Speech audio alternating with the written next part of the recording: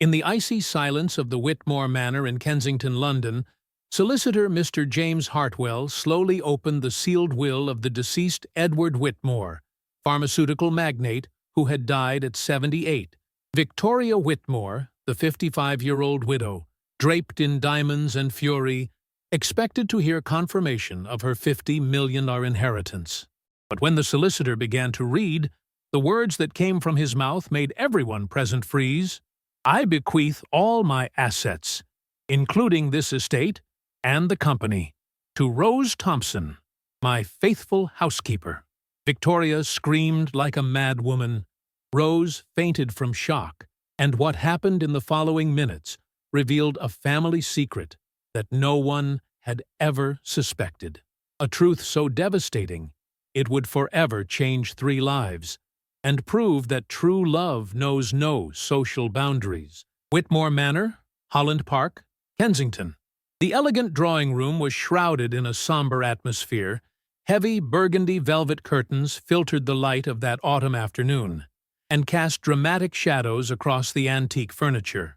It was 15th November, 2023, exactly 1 week after Edward Whitmore's funeral, and the air still smelled of wilted flowers and unprocessed grief. Victoria Whitmore sat rigidly in a Chippendale chair, her black Burberry dress perfectly pressed, her blonde hair pulled into an immaculate chignon. Her blue eyes, usually cold as ice, betrayed a poorly concealed impatience. After 24 years of marriage to a man 20 years her senior, the moment had finally come to reap the fruits of her patience. £50 million, a dream estate, a pharmaceutical company that turned over hundreds of millions annually, all hers. On the other side of the room, almost hidden behind a mahogany console, Rose Thompson nervously clasped her hands in her navy uniform skirt. At 28, her auburn hair always pulled back in a simple ponytail, and her brown eyes full of kindness, she had served the Whitmore family for 8 years. Not as a simple domestic, but as a trusted housekeeper whom Edward jokingly called the angel of the house. Nobody knew why she had been invited to the will reading. She herself didn't understand it first. The solicitor, Mr. James Hartwell, a distinguished man in his 60s with gray hair and elegant spectacles, arranged the documents on the walnut desk that had belonged to Edward. The silence in the room was so thick you could have cut it with a knife. Even the butler, William, an elderly man who had served the family for 30 years, held his breath. The solicitor announced that the will had only been drafted 3 months previously and completely replaced the previous one. Victoria frowned, but thought Edward had simply added some charitable bequests. He liked playing the philanthropist when death approached. When the solicitor began reading the testamentary provisions, the first words seemed normal. Edward left Victoria £2 million and her personal wardrobe. Victoria's satisfied smile froze at this sum. $2 million? What about the rest? The answer came like a bolt from the blue. The solicitor continued reading that the London estate, the cottage in the Cotswolds, the Edinburgh flat, all shares in Whitmore Pharmaceuticals, the accounts, investments, and all remaining assets valued at an estimated £48 million were bequeathed entirely to Rose Thompson. The world stopped turning. The ticking of the grandfather clock seemed deafening. Rose felt the blood drain from her face, her legs betrayed her, and she had to lean against the console to avoid falling. Victoria, meanwhile, sprang up as if propelled by a spring, her face turning from pale to crimson. The scream that emerged from Victoria's throat didn't sound human. She shrieked that it was impossible, that this servant couldn't inherit anything, that it was her money after 24 years of endured marriage. Rose, still in shock, could only stammer that she didn't understand, that there must be a mistake, that Mr. Whitmore had never told her anything. The solicitor raised a hand to restore order and announced that there was also a personal letter explaining the motivations for this decision. Victoria lunged at Rose, accusing her of having influenced her husband, of having manipulated him, wondering with venomous undertones in what way she had made him happy. In the chaos that followed, Whilst Victoria continued screaming and Rose wept in confusion, the solicitor opened a second envelope. The letter it contained would reveal a secret that would change everything they thought they knew about the Whitmore family and about Rose. Mr. Hartwell opened the personal envelope with religious solemnity. His eyes quickly scanned Edward's handwritten lines before beginning to read aloud, his voice slightly trembling at the emotional weight of these words. The letter began by addressing Rose directly, and immediately Victoria emitted a sound resembling a serpent's hiss. Edward explained that 8 years ago, when Rose had come to his house, she wasn't just a housekeeper looking for work, but a girl broken by life who had lost everything. And then came the bombshell. Thomas Thompson, Rose's father, had been Edward's best friend since university. The world seemed to stop again. Rose felt her knees buckle and this time let herself fall into the nearest chair, whispering her father's name with a broken voice. The solicitor continued reading how Thomas had been the true genius behind Whitmore Pharmaceuticals. The formulas that had made the company rich were his creations, but when the business began to flourish, Edward had made the greatest mistake of his life. During patent registration, he had ensured that Thomas's name didn't appear. He had stolen everything from him. Victoria listened with growing horror, beginning to understand where this confession was leading that threatened to destroy her dreams of wealth. The letter revealed that Thomas had discovered everything shortly before his death in that motorway accident. The last conversation between the two friends had been bitter. Thomas had said he would never forgive him, but hoped that Edward would one day do what was right. 30 years had passed, and Edward had never had the courage to seek out Rose, to tell her the truth. Rose was now crying uncontrollably. All the puzzle pieces were falling into place. That's why Edward had hired her without references. That's why he always treated her so kindly. Why his eyes filled with sadness when he looked at her. But fate had willed that Rose find the path to his house. When she had knocked on his door 8 years earlier, Edward had immediately recognized the mother in her eyes, the father in her kind smile. He had understood who she was, but had been too cowardly to tell her. The solicitor paused and looked at Rose with compassion before continuing with the most moving part of the letter. In 8 years, Edward had watched Rose grow, had been able to see her become the extraordinary woman she was. She had cared for him, his house, his family, with a love that no one had ever given him. Not the interested love that sought his money, but the pure love of a daughter for a father. Victoria jumped up and shouted that enough was enough with this pathetic farce, that this story didn't interest her, that this woman was nothing to her. But the solicitor continued imperturbably. Edward explained in the letter that he was returning to Rose what was already her right. Half of everything he possessed belonged to her father. The other half he gave her because she had been the only person in that house to have truly loved him, without ulterior motives. Rose couldn't breathe any more. The room was spinning around her. Edward knew. He had always known who she was, and instead of driving her away, he had kept her close, protected her, loved her like the daughter he had never had. The letter explained that his true family wasn't the one who bore his name through marriage contract, but the one who carried Thomas Thompson's legacy in their heart. Rose was his true heir, not only of his possessions, but of his remorse and his hope for redemption.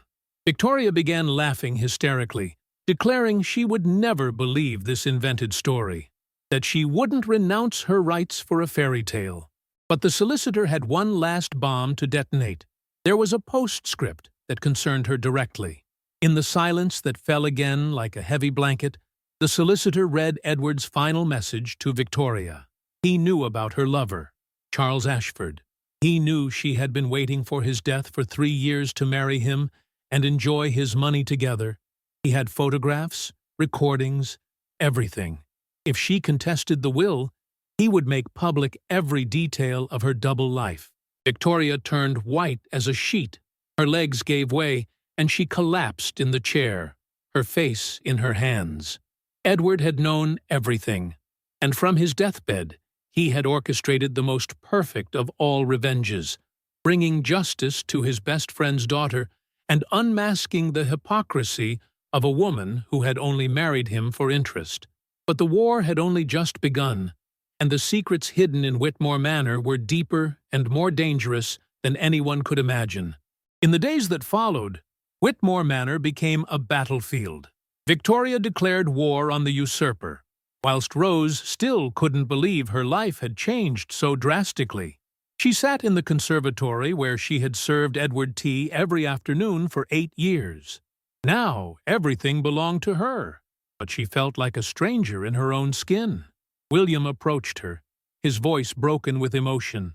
He had always known that Rose was special to the master.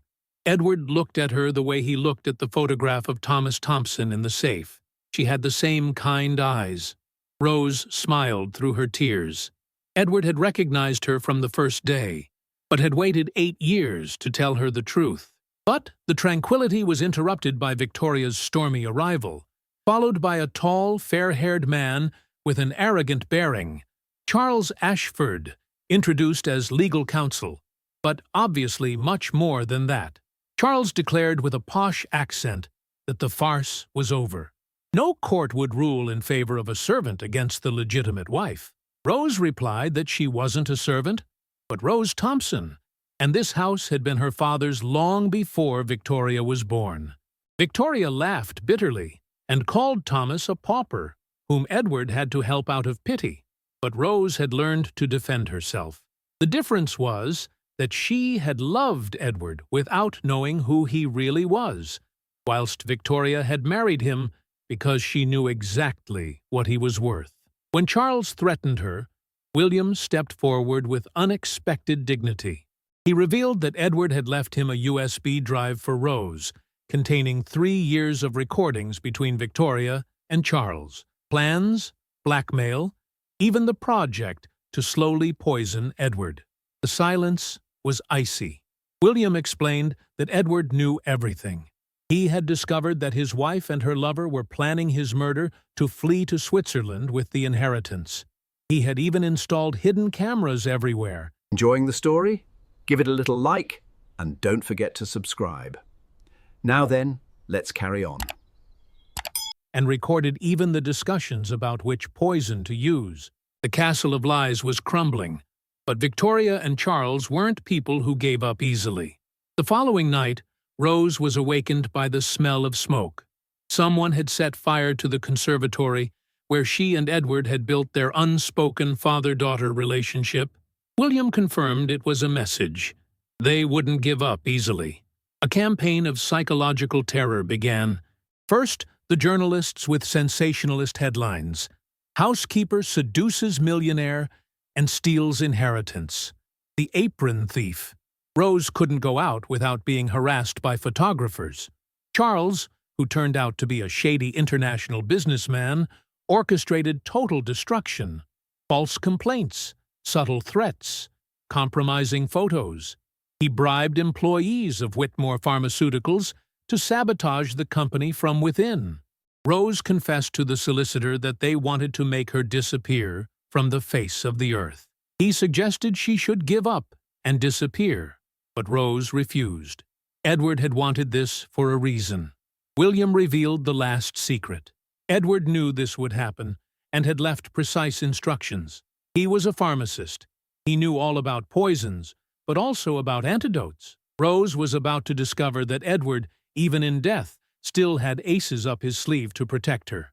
The truth about Edward Whitmore began to unfold when Rose, following William's mysterious instructions, opened a hidden safe behind a painting in Edward's private study.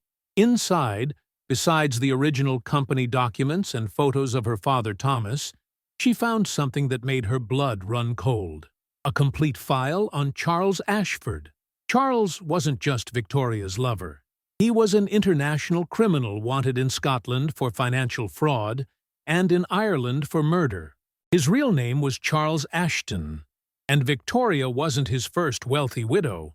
There had been 3 others, all dead under mysterious circumstances after changing their wills in his favor. Edward had discovered all this 6 months before his death, when he had hired private investigators to monitor his wife. He not only knew about the betrayal, but had understood that his life was in danger. That's why he had changed the will, not only to bring justice to Rose, but to save his own life and expose a serial killer. William explained that Edward had pretended to be sicker than he really was. He had let them believe they were slowly poisoning him, whilst in reality he was taking antidotes and simulating symptoms. Finally, he had let himself die when he understood he had gathered enough evidence to confound both of them. He had sacrificed his life to save Rose's. Rose felt tears flow down her cheeks. Edward had planned everything. His apparent death from illness, the shocking will, even the predictable reaction from Victoria and Charles. He had transformed his death into a perfect trap for 2 murderers. But there was more. In the file, there was also evidence that Charles planned to kill Rose too, as soon as he had obtained the inheritance through Victoria. The plan was simple. Make it look like Rose, overwhelmed by media pressure and accusations, had committed suicide. When Rose suggested going to the police, William shook his head. Not yet. Edward had left precise instructions. First, they had to make them confess everything. That evening, Rose organized what would go down in history as the most dramatic coup in the annals of a London manor house. She invited Victoria, Charles, Mr. Hartwell, and even some journalists, saying she intended to publicly renounce the inheritance. With an Oscar-worthy performance, Rose declared before the cameras that she couldn't take it anymore. All these attacks, all these accusations, perhaps they were right. Perhaps she didn't deserve all this. Victoria and Charles couldn't hide their satisfaction. Finally, this troublesome housekeeper was giving up. But Rose had one last trump card up her sleeve. Before renouncing everything, she wanted the truth to be told. She wanted everyone to know who Edward Whitmore really was and why he had done what he had done. She began telling the story of her father Thomas, of the betrayed friendship, of the stolen patents. But whilst she spoke, Charles became nervous. This story was too detailed, too precise. Then Rose dropped the final bombshell.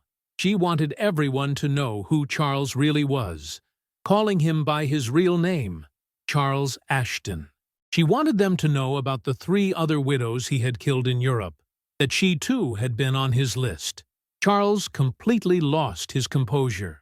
He jumped up and threatened to kill her on the spot, but Rose revealed that the cameras were recording everything, and the police were already there, hidden behind the drawing-room curtains. Charles understood he had fallen into a trap, but attempted one last desperate attack. He drew a pistol and aimed it at Rose, declaring that if he couldn't have the money, he would at least have the satisfaction of killing her. But he hadn't counted on William. The old butler, with an agility no one expected from a 70-year-old, pounced on him and disarmed him before he could shoot. Victoria, seeing the situation escalating, tried to feign innocence, declaring she knew nothing about Charles's real name. But Rose also had the recordings of their conversations, where Victoria called Charles by his real name and openly discussed their murderous plans. As the police led Charles away in handcuffs and also arrested Victoria as an accomplice, Rose realized that Edward had orchestrated everything down to the smallest detail. He had transformed his death into justice, his inheritance into redemption, and his paternal love into eternal protection. But the story wasn't over yet. There was one last secret that not even Rose suspected, and that would make everything even more moving. 6 months after the arrest of Victoria and Charles Ashton, Rose found herself in the same drawing room where everything had begun. But the atmosphere was completely transformed. The heavy curtains had been replaced by light fabrics that let in the light. The antique furniture was accompanied by more modern and comfortable pieces, and everywhere there were photographs that told a story of rediscovered family. William, whom Rose had obviously kept as butler, but who was now more of a grandfather than an employee, brought her tea in the new conservatory rebuilt in the garden. It was identical to the one that had burned down, but with one difference: a marble plaque that read, "In memory of Thomas Thompson and Edward Whitmore, friends forever." Sitting beside her with a familiarity that would have been unthinkable 6 months earlier, William revealed that there was still one thing that Edward wanted Rose to know. Rose smiled. In 6 months, she had discovered that Edward had left more surprises than she could imagine. He had transformed Whitmore Pharmaceuticals into a foundation that distributed medicines free to the poorest, had created scholarships for young researchers, had even left a personal letter for every company employee. William drew out a yellowed letter, obviously much older than the others. It was a letter that Thomas had written to Edward shortly before his death. Edward had always carried it with him, but wanted Rose to read it only after everything was over. Rose opened the letter with trembling hands. Her father's handwriting, which she barely remembered, made her heart beat. The letter began with Thomas telling his friend that he knew he was suffering because of what had happened between them, that he believed he had stolen everything from him. But he had to know one thing: Thomas forgave him. He forgave him because he knew that in him there still remained the friend he had known at university, the one who dreamed of saving the world with medicine.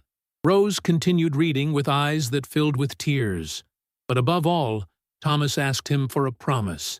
If one day Rose needed help, if she found herself alone in the world, he hoped that Edward could be for her the father he had never managed to be, not out of guilt or remorse, but out of love, because she was the most beautiful thing he had ever created and deserved to be loved unconditionally. The letter continued explaining that Thomas wasn't angry about the patents, but because Edward had lost himself in the race for success.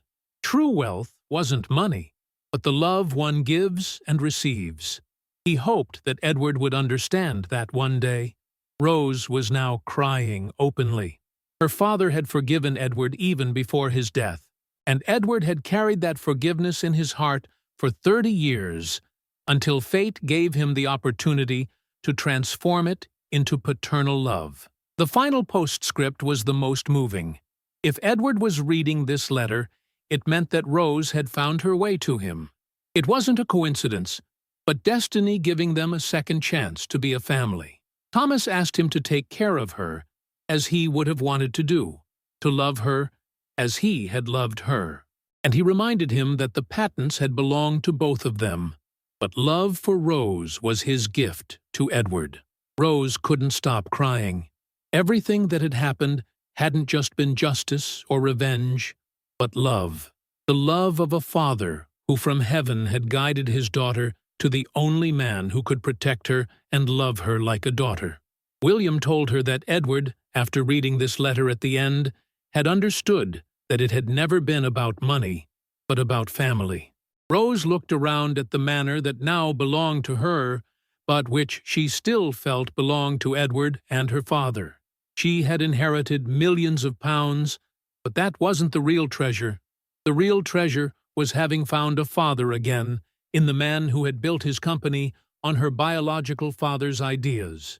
She asked William what he would think if she transformed this manor into a family home for children who had lost their parents. The old butler smiled with moist eyes and said that was exactly what both Thomas and Edward would have wanted. And so, Whitmore Manor, which had been the theater of fraud, betrayal, and death, was transformed into a place of hope and new beginnings. Rose hadn't just inherited a fortune, but the mission to transform that fortune into love for those who, like her once, found themselves alone in the world. Victoria was sentenced to 20 years for complicity in murder, whilst Charles Ashton received life imprisonment for serial murder. But Rose felt no hatred for them, only pity for two people who had chosen greed over love. Every evening in the new conservatory, Rose drank her tea thinking of Edward and Thomas, two friends who had found a way to be a family even through death. And she knew that somewhere both were smiling, seeing that love had triumphed over everything. If this story made you believe that love always triumphs over greed, leave a like. Tell us in the comments. Do you believe there are still people capable of loving without self-interest? Have you ever discovered having a family you knew nothing about? Subscribe and turn on notifications for more stories that prove justice and love always find their way. Share this story with someone who needs to believe that even in the most desperate situations, love can transform everything. Remember, thy true inheritance isn't money, but the love we leave behind and receive.